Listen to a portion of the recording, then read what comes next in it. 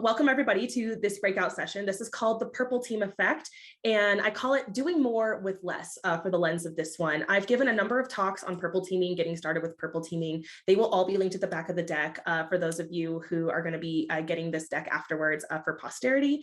But largely in this panel, we talked about the economic impacts of certain industry trends on IT and cyber departments, and how largely mismanaged expectations, poor implementations of new initiatives, leads to more constricted budgets, fewer resources, less personnel, and ultimately forcing us, the professionals, to have to do a lot more with less. And this is where I believe Purple Team can play a role in enterprise security. So today we're going to discuss at a very high level. I know it seems like a lot, but we're going to get through it. It's very, very high level of all these concepts. We're going to be going over the what, why, and when, and how to do purple teaming, the value it provides, a few best practices, and if you want to learn more, I'll have some resources for you at the end. And if we do have time, I can give you a pretty cool demo of a visual that I use in the course of my purple teaming work. So what is a purple team and what role does it play in enterprise security? Small spoiler for those of you with this misconception, it is not more pen testing. Pen testing and offensive activities are definitely an aspect of what we do in purple teaming, but it is not the end all be all. So if your purple teams aren't executing pen tests and furnishing pen test reports, that's good because that's not their job.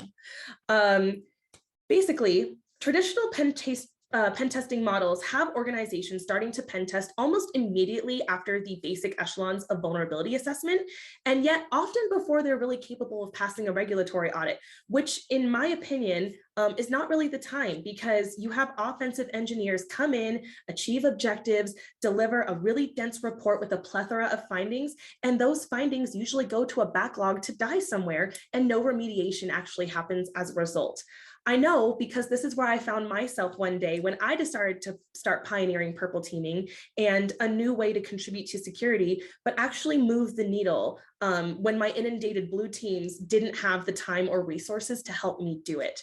So I remember as a pen tester, I was executing certain firewall assessments 6 months apart. We give them a quarter to remediate, basically. And I remember the day I decided to change my philosophy and realize that this was broken was the day that 6 months apart, on a firewall assessment, the only things I had to change were the dates. And that broke my heart because I realized that I want to come in and help and I'm not actually providing any value. And that's ultimately what we want to do at the end of the day. Additionally, once I moved out of pen testing into a bigger organization, I was working at a FANG-sized organization. I worked on a dedicated red team. So no more pen testing, proper red teaming now. And even on the red team, we had a lot of really sophisticated blue team departments. And they came to us and said, we need you to stop. We need you to stop ops for 2 quarters and let us catch up because we're 3 red team operations behind. So that again made us realize this traditional model is broken.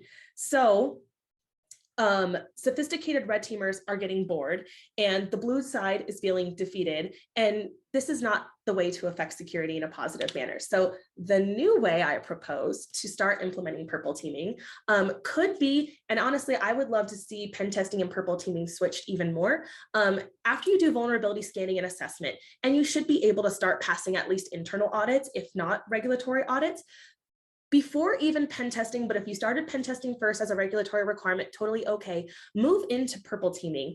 And I say that because vulnerability assessment poses how something could be abused. Theoretically, this is how bad this could be for the enterprise. This is what our current operating risk is, right? And risk directly ties to dollars lost. Pen testing says that this definitely can be abused, right? We went from a place of theory to a place of confirmation, but purple teaming helps bring all of that full circle and actually provide mitigations to those findings in real time, which is one of the core values that it has. So intentionally, in my opinion, it's much more effective to begin purple teaming prior to starting an offensive program. But if you did have to start getting these outside assessments done, it's never too late to start. That is because you want to move from not knowing how bad something could be into confirming how bad you know it is, but also the things that your company is doing to address it. So purple teaming is very simple. All it is a collaborative function of security where red and blue functions are working together, and the blue and the red might look different for every organization, but basically you're working together in collaboration to explain and repeat attack activities to actively, measurably improve defenses in real time. And that is because when you execute a big sophisticated red team operation, again, you get a very dense list of findings. You get a big report. And in my opinion, there's not a whole lot of point to doing that, to bringing on these sophisticated resources and having them use their creative thinking and achieve really big jazzy objectives if we're missing the low-hanging fruit and we're not doing the basics first. In my opinion, once you've baselined defenses, you've stood something up and you've said, we think that this is going to protect us. Before you start firing the missiles and actually saying just how the wall wasn't strong enough, what if we started executing certain TTPs, tactics, techniques, and procedures, or the word that we associate with attack activities, in a smaller, more concentrated environment and in smaller batches, where the offensive resources executing them can execute them and explain them, and it's done in a much more controlled environment, but also it gets discussion going and it gets realistic implementation of certain remediations going right there in that exercise. So you don't have to open up tickets afterwards. You can do it right there. So that's where purple teaming comes in. I think I'm off already. I'm already off slides. So what are the benefits? The reason why we start doing purple teaming is to confirm on a qualitative level how defenses are actually functioning and give ourselves a baseline with guidance on where to focus our remediation efforts, and furthermore, our budget dollars on solutions that actually address identified gaps. So no more guessing, no more hoping that CrowdStrike will be the solution to our problems. We can definitively know if it doesn't address these things, then it's not going to be the answer to our problem. We already have coverage for that thing. Additionally, we're going to have SOC analysts and detection engineers with a better understanding of how adversaries think and behave. And so what that ultimately means is if we cannot automate blocking or alerting on a certain indicator of compromise, then at least when they do have to perform those manual investigations, they are much more value added. And it's a better use of that human's time versus something a program could look for. A tertiary benefit is going to be improved morale and communication between the offensive and defensive teams, and basically getting rid of that us versus them mentality, right? We don't want to give them basic user access and assume breach because that's cheating. Well, we just want to beat up on them really bad to show them how much this system was poorly configured. That's not a good mentality to have. Security is really better improved and better performed when both of these departments are working together and they're seen as allies and they work in collaboration, better than when they're faced off against each other in an adversarial manner.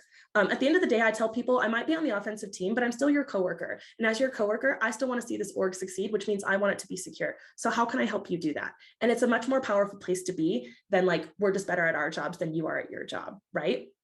Additionally, you're also going to have better processes that have actually stood up to the test and have definitive due diligence that you can prove. So you're going to have new process created. You're going to optimize the processes you already have. You're going to have incident response. You're going to have business continuity. You're going to have all the things that regulatory auditors, GRC, and cybersecurity insurance firms love to see to prove that you've done your due diligence as an organization. And that's a definitive point back that you'll get.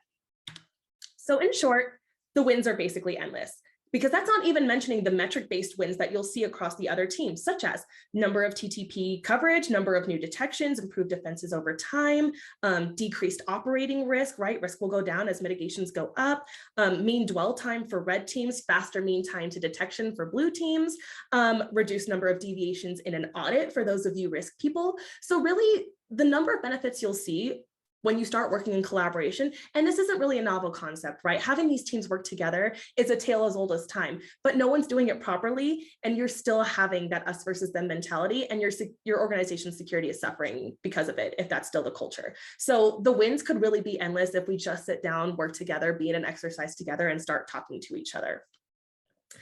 But while those metrics are great for other teams, what then is the metric for a purple team? How do you know if your purple team is working? What does success look like? And that's going to be different for every org. We're going to touch on that in best practices, but ultimately it's resilience. Resilience is the main metric of a purple team. And what that means is it breaks down into two buckets, right? You have your proactive resilience, your ability to block the thing, to keep the thing from happening. Don't let Mimikatz be downloaded. Don't let people use clipboard from the command line, things like that. Your user policies, your IAM, all those things.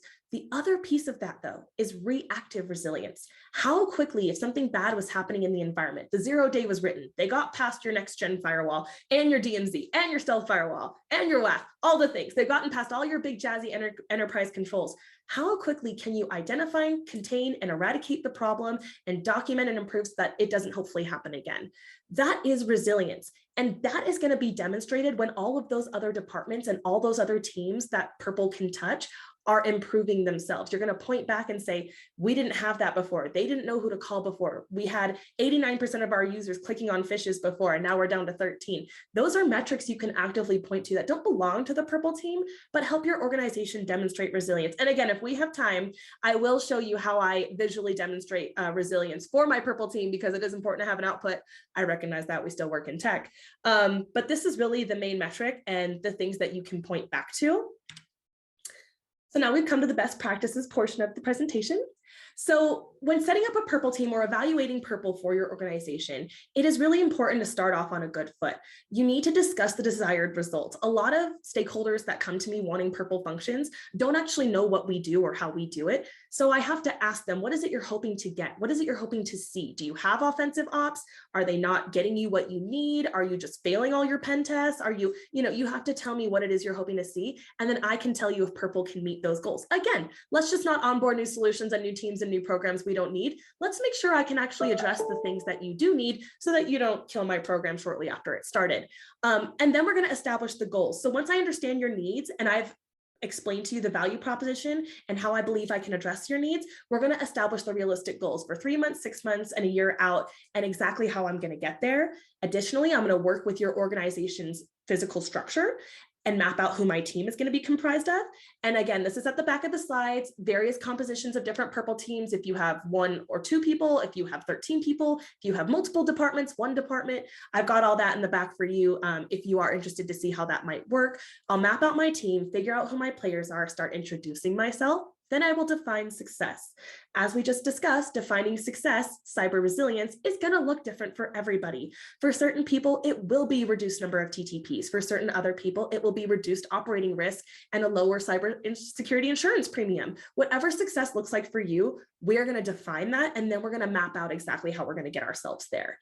Another thing is to be able to customize your team. Purple teams are not one size fits all. They are highly customized programs and products. Every single one I have built is different, and I've built them for upwards of 6 organizations now. Everything from a startup to an SMB to the federal government to FANG-sized private enterprise. They are all different depending on the players and organization and budget that I am working with. So they are easily scalable. You can get them off the ground with one person, I know, because I'm the one-woman Purple team, but they are highly customized. So if you don't know how to customize one, seek out an expert like me.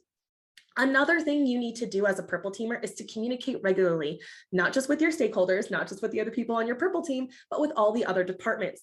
Purple touches so many things, and it's so important for us to be seen as open and collaborative and visible. So I spend a lot of my time sitting in meetings that aren't just for my department, so that other people know that I'm there for them. I'm plugged into their flow, into their initiatives, what they're doing. And if I can play a role, I say, oh, if you're interested in bringing that full circle, or if you're interested in this piece, Purple can provide that to you. So you need to communicate regularly on progress, on new work, on the things that you're doing, on improvements that you're seeing. And that's what's going to get you more senior leadership buy-in to scale and graduate your program. And then there's the ongoing training and education portion. I spend a lot of my time educating other people on what it is I do, how it is I do it, but beyond that, concerns for our organization. What are our top 10 concerns? Who are our top 3 threat actors? How are we addressing and mitigating the TTPs most concerned with our org? How do we track risk with a context for our org without simply relying on something like CVSS? So this is the power of Purple teams. It's really more organizationally driven and context driven security and cyber resilience, which is what makes it such a powerful tool. And yet it is so unharnessed and untapped out there widely in the enterprise environments. So those are some best practices. Again, this is a very high level. I could give a talk on each of these by themselves. I have written an article about it. I have linked it here for you. Here are some talks. The first one's an article. The rest of them are talks on getting started with Purple teaming, how Purple teaming works, how building a program works, assessing yourself for one. I'm going to give you a disclaimer and say most of these are personal plugs because I've given them myself because I'm just one of the only people out there talking about it. So you're going to see a lot more of me if you follow these links, but there is a lot of good information where I've expanded on a lot more of these topics because I got 45 minutes to speak instead of 20. So if you are interested, those are some resources that can definitely get you started. If there are any questions on Purple teaming, I will take them. Otherwise, I can show you my very cool demo. Alexa, do we have any questions that I can't see? All I can see is you and me and the slides. That's it. No, you're super good. No questions coming through, but 6 minutes, just heads up. 6 minutes? Okay. If there are no questions, or if questions do come up, I will happily take them. But as a Purple Team program manager, it's still on me to demonstrate for the organization just how much resilience we're achieving, because I can't depend on those other departments to report up to their people and their people to report to my boss all the improvements they're seeing from working with me. So one of my favorite things to do is to tie everything back to MITRE. And if you're not familiar with MITRE or the MITRE ATT&CK framework, I'm happy to answer that in a question, but I will assume that you are and move on. This is roughly the MITRE ATT&CK matrix. And what MITRE ATT&CK does is it breaks down all the steps you might need to chain together to achieve a successful hack, right? So into your execution, into privilege escalation, ways you can brute force passwords, ways you can privilege escalate. So this is a version of that map that I created based on testing data. And this is all a dummy data. This is not an actual org for disclaimer. So this is all basically how someone's defenses currently look today. Dark green means we have visibility or telemetry or blocking or alerting from multiple sources, multiple signatures. We're not like on an open source signature base, right? Purple is an identified gap. We have already tested that thing and we know we don't have a defense in place. And obviously darker green to lighter green is less defenses or less confirmation in that area. Maybe we only have certain logging from certain tools or certain aspects, but we don't have complete record completeness or record timeliness or record retention, or we don't have telemetry at all, or we have an alert, but we couldn't go investigate it in the logs. So there's something missing there, which is why it's a lighter green. I will take this, which is how your org actually stands based on testing activities we have done, because I have actively seen the mitigation be created and tested, or I have seen that nothing is there working against this attack activity. I will then take the same matrix, but I will identify something an enemy does. This is something that APT11 does. These are APT11's favorite attack activities, the things we've seen them do over and over again and be successful at it. So what I will do is I will take this and boil them down to their common components. So I just took away all the gray, right? All the gray that we don't need, nothing that APT11 doesn't do. I boiled it down to this. Then I take that qualitative defensive visual, I lay it directly on top of this and I say, if APT11 was to attack you tomorrow, this is how you would stand up. You would be blocking against all the network sniffing they do, and you would be alerted to some file discovery. You would not know if they're doing automated collection, if they're obfuscating files, if they're doing ingress tool transfers. Those are your gaps. So any solution that we're evaluating, any vendor that we're going to onboard had better be able to address our purple gaps, or that's not the solution that we need. And this is how, from a definitive stance, I'm able to say this is how resilient we are. When Log4j happened, they put out a navigator layer for it. I laid that layer right on top of my org's defenses and said, this is how well we're going to stand up to the Log4j things. New threat actor, Lapsus, this is how well we're standing up to what Lapsus is doing as we've seen it in the wild. And again, this is only as good as our cyber threat intel. This is only as good as the testing that we can do. But this is why it's important to do it on a continuous basis. Don't do it once. Don't do it once a year. Do it on a continuously monitoring basis, and you will definitively be able to come to your purple team and say, how well am I doing? And I will tell you this, and you'll be able to see it in a visual manner. And you can drill down into all of these and see what the syntax is, what the technique is, what the code is, what the script is, and who's doing it, and where your data sources come from. If you want to know if we're doing this well, you can go to Wireshark, you can go to Sneak, you can go to Splunk, you can go to Panther, Snowflake, whatever it is you're using. That is one of the outputs that I generate for my team so that they know, and my stakeholders, that they know how well we're doing. Yes, that's really the end of my demo. And again, I could give a whole talk on how to build this. This is kind of a customized product and it's still manual. I haven't found a way to automate it yet, but I'm working on it. Well, that is all I've got. Thank you so much for coming to hear a little bit about purple teaming. I hope you learned something. If you're interested, please feel free to hit me up on any of my social media platforms, and I'm happy to have a conversation with you about it.